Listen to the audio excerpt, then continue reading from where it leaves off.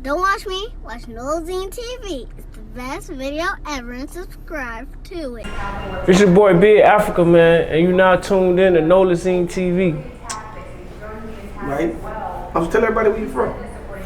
Yeah, man, so I'm originally from Miami, Florida, a neighborhood called Little Haiti, you know what I'm saying? It's big Haiti right now, you know, but that's originally where I'm from, in the city of Miami, Florida. And so why they call it like Big Haiti right now? Cause it's the biggest, you know what I'm saying? It ain't really not trying to like step on the history of Little Haiti, cause Little Haiti is real historic, you know what I'm saying? And it ain't no division either, you know, it's really just taking it to the next level. Everything that niggas trying to do, you trying to just do it big, you know what I'm saying? A bigger vision, you know, do it bigger and brighter and better, you know? But,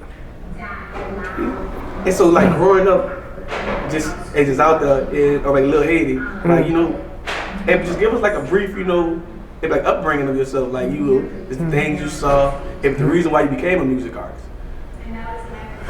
Well, you know, just like any other inner city, man, it's lack of opportunity, you know, lack of equal opportunity, and just growing up, you see a lot of heartache and pain, you know, no economic progress, you know, everybody around you hustling, trying to move, trying to get money.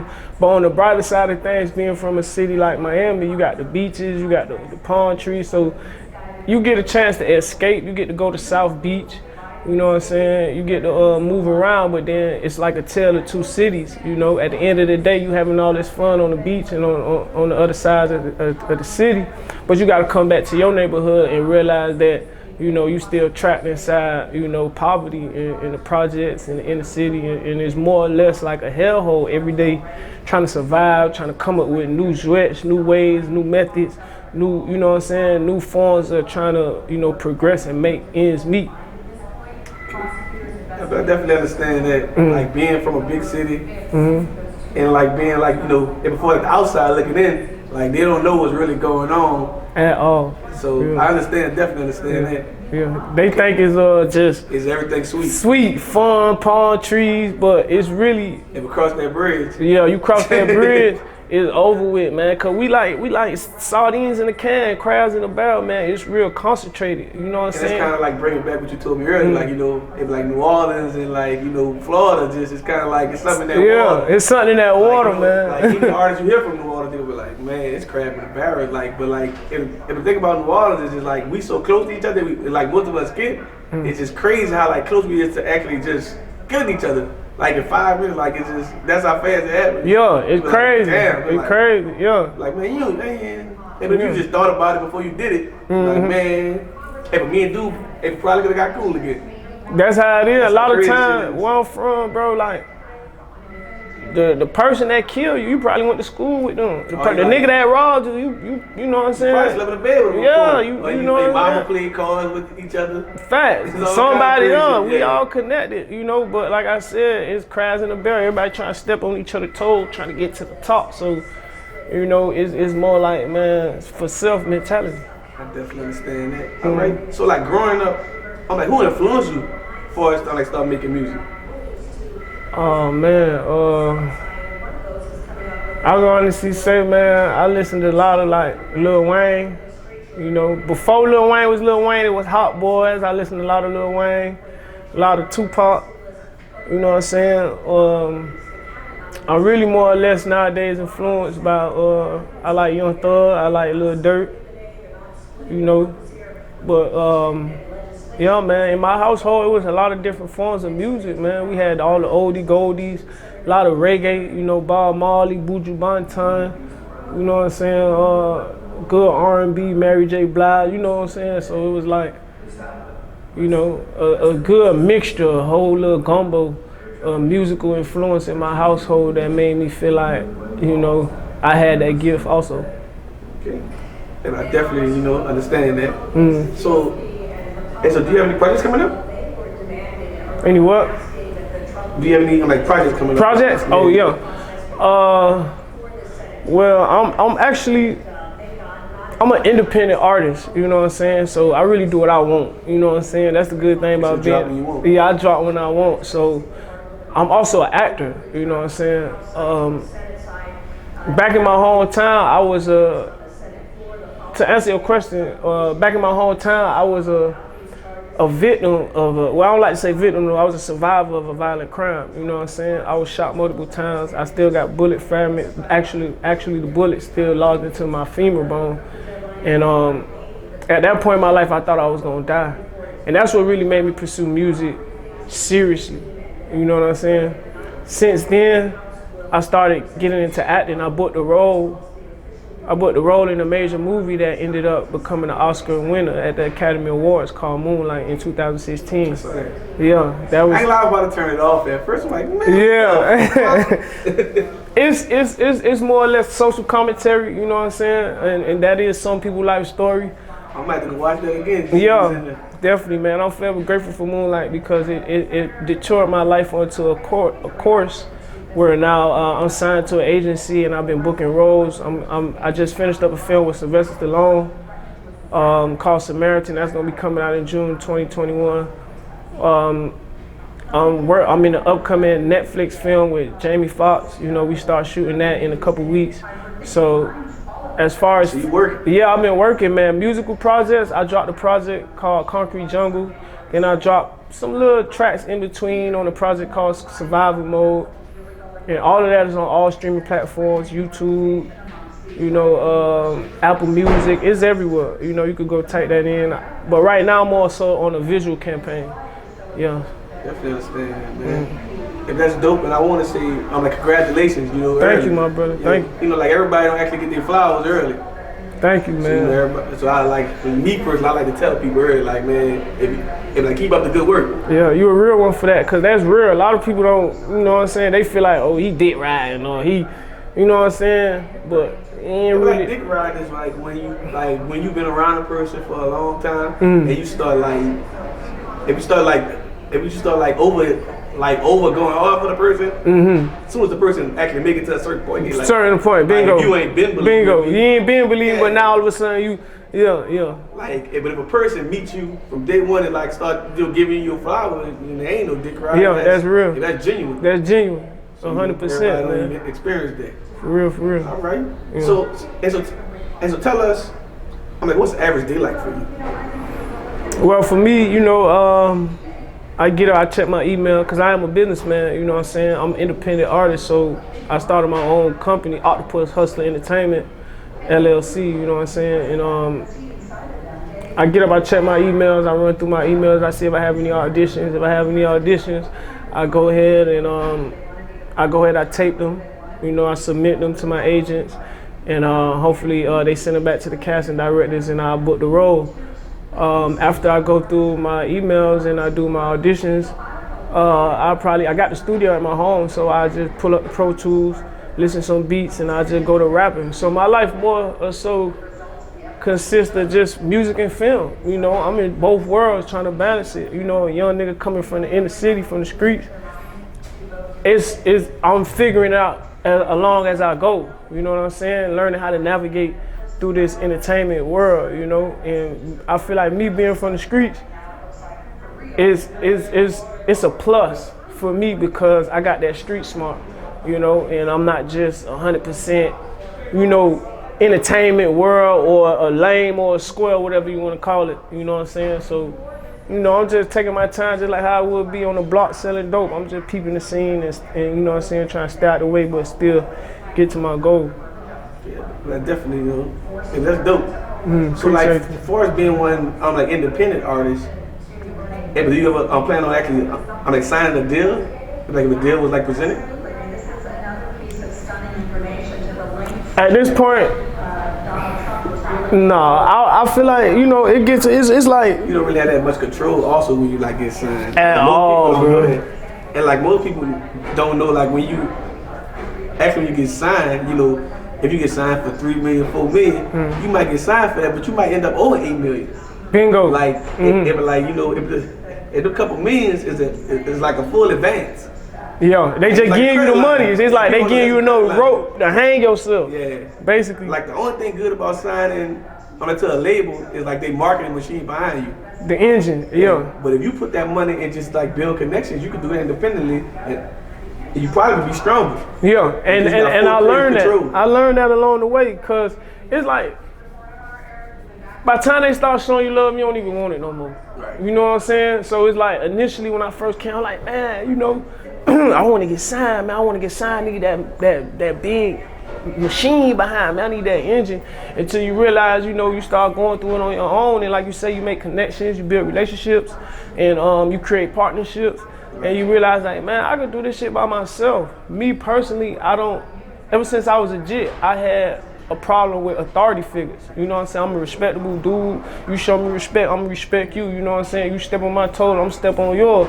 You know what I'm saying? But I learned in this business that along the way, you can do all this shit by yourself, man. You know, I don't need nobody over me telling me what to do, when to release this project, when I could do this and when I do that. Situation, like, as you being a rapper and actor, like, hey, but who knows? You might actually get that right, partnership, and you can actually add one of your songs to the movie soundtrack. Exactly. It's everything. Yeah. So that's what I'm on too. And at this point, I feel like a lot of people sell you dreams, and they don't. And like you saying, me being an actor and a musician, an artist, a lot of people don't know how to handle me. My situation fairly unique, so I'd rather just, you know what I'm saying, do it on my own, because if I fail, I want to be the reason why I fail. You know what I'm saying? I don't want like a learning experience. Bingo. You know what I'm saying? So that's really what it is, man. I ain't really signing. No, I would definitely. I'm open for partnerships.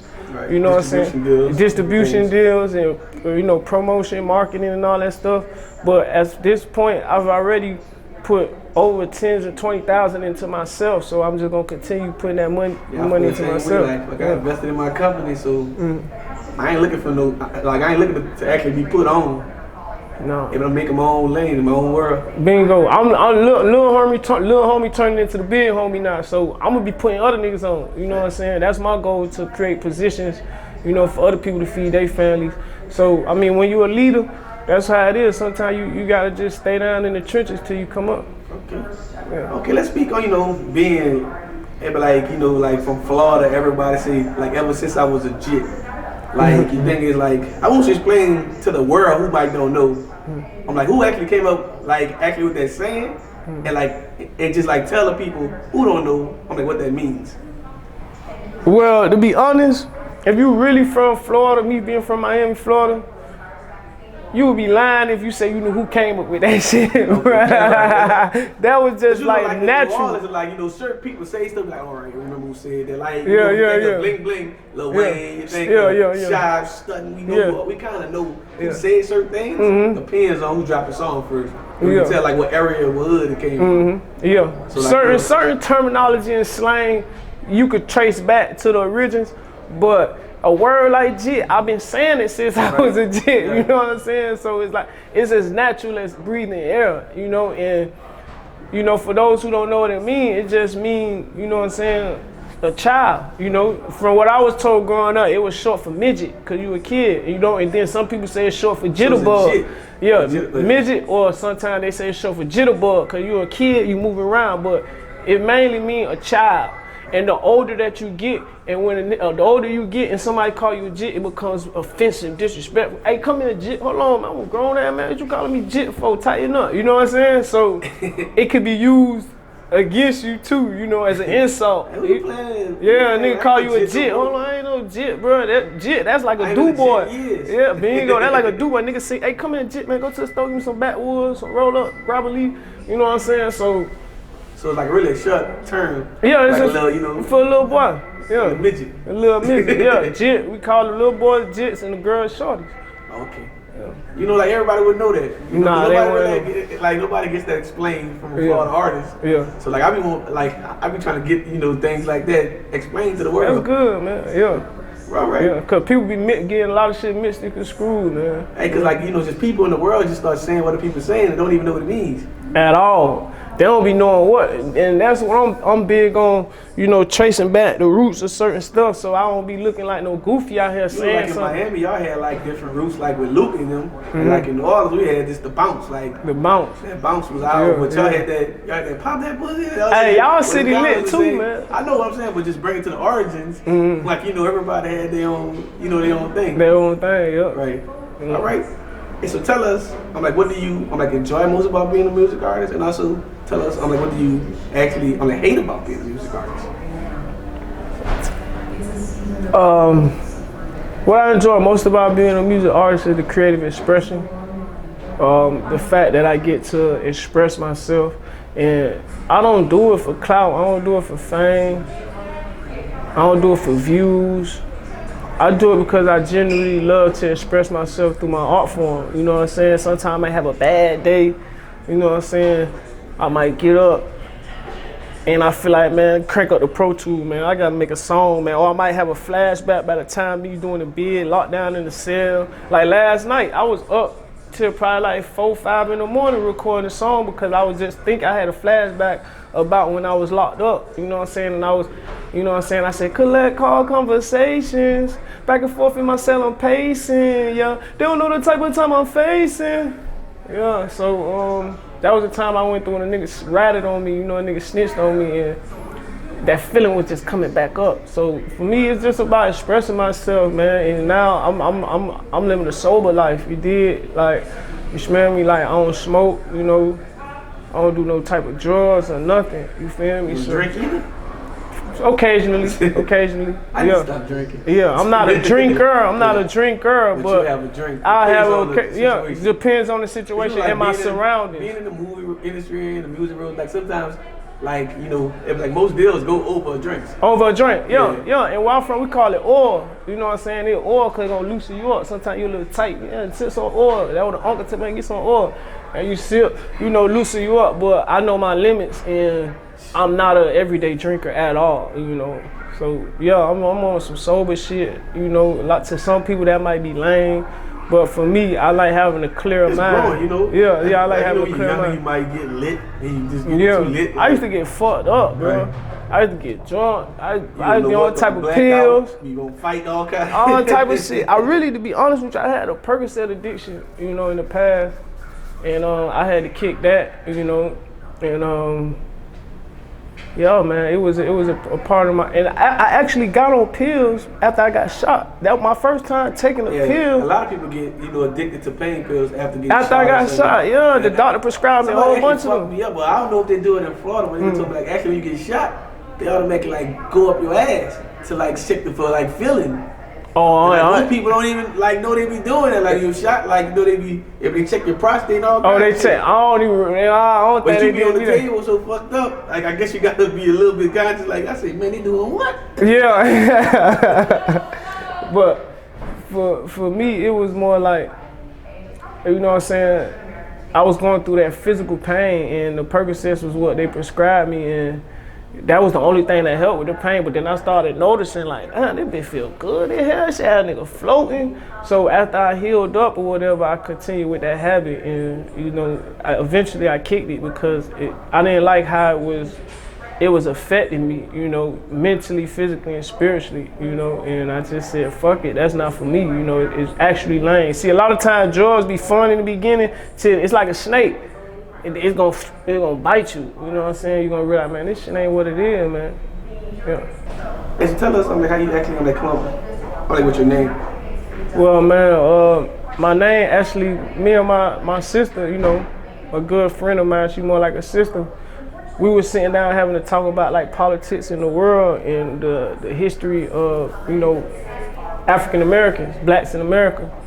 And I was like, dang, how come they got Little Italy, they got Little Havana, all these little places, you know, but they don't got no Little Africa. And I was like, damn, that shit sound hard. She was like, yeah, that shit hard, man. I said, man, I should call myself Little Africa.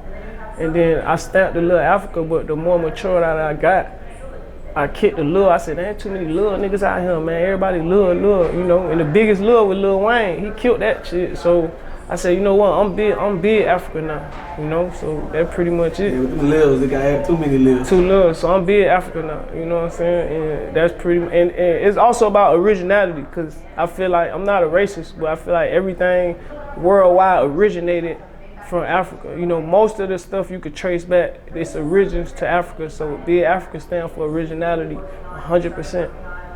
Yeah. So like 3 years from now, what do you see your music career going? 3 years from now, I probably see myself exiting the music world and writing more films, because I'm already writing films now and scripts, but I just keep them in the, you know, keep it a secret and keep it to myself. But 3 years from now, I see myself, you know, one of the biggest artists in the game, you know, one of the top stream artists in the whole world, and probably, you know, putting on other artists, other talent, and exiting, finding the exit route out of the music world, you know. Okay. Yeah. So also, tell us, what's next for you? Like, do you plan on, like, signing artists, dropping merch, just etc.? Yeah, definitely, good question. I'm expanding the brand, Octopus Hustler Entertainment. Octopus because, you know, we octopus hustlers, you know, we got 8 different ways to get it. So I plan on, you know, dropping some merch, you know, creating a website, and yeah, definitely I got some talent behind me, some young dudes and young women that I want to actually give an opportunity and a platform that I've been working with. And I'm still looking for talent, you know, and I'm open to work with anybody, man, for real, for sure. All right. And also, but last but not least, tell everybody, what can they find on social media and just other music platforms? Oh, you can find me on Instagram at the Trill Big Africa. You know what I'm saying? I'm on all social media platforms as Big Africa. And you can find my music on all music streaming platforms, Tidal, Apple, SoundCloud, YouTube as Big Africa. B-I-G, Africa with a K, not a C. A-F-R-I-K-A. You know, and that's pretty much it, man. Appreciate y'all, man. Peace, love, and kindness, man. You know, stay out the way. You know, stay down, stack your paper, and keep God first. All right. And we done. Nolazine, make them scream. Nolazine. Make them SCREAM. Scream. Nolazine, make them scream. You heard me.